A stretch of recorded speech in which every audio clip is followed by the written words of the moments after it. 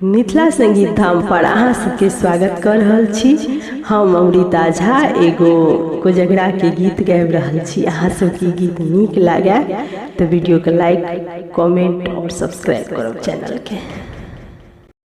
बउआ के छियन कोजगरा है पूर्णिमा के राती, बउआ के छियन कोजगरा है पूर्णिमा के राती।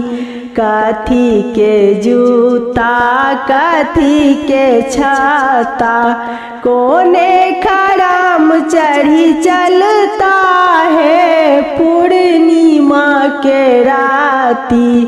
कथी के जूता कथी के छाता, कोने खराम चढ़ी चलता है पूर्णिमा के राती।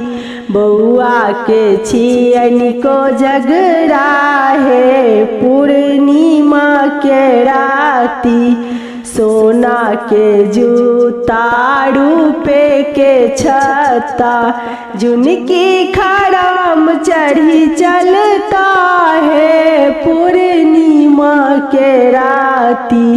सोना के जूता रूपा के छत्ता, जुनकी खराम चढ़ी चलता है पूर्णिमा के राती। बउआ के छियन कोजगरा है पूर्णिमा के राती। कथी के थारी कथी के कौड़ी, किनका संगे खेलता पचीसी है पूर्णिमा के राती।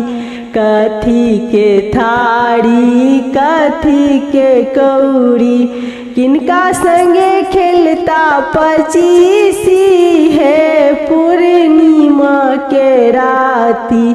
सोना के थारी चांदी के कौड़ी, सोना के थारी चांदी के कौड़ी, भौजी संगे खेलता पचीसी है पूर्णिमा के राती। भौजी संगे खेलता पचीसी है पूर्णिमा के राती। बउआ के छियन कोजगरा है पूर्णिमा के राती। बउआ के छियन कोजगरा है पूर्णिमा के राती।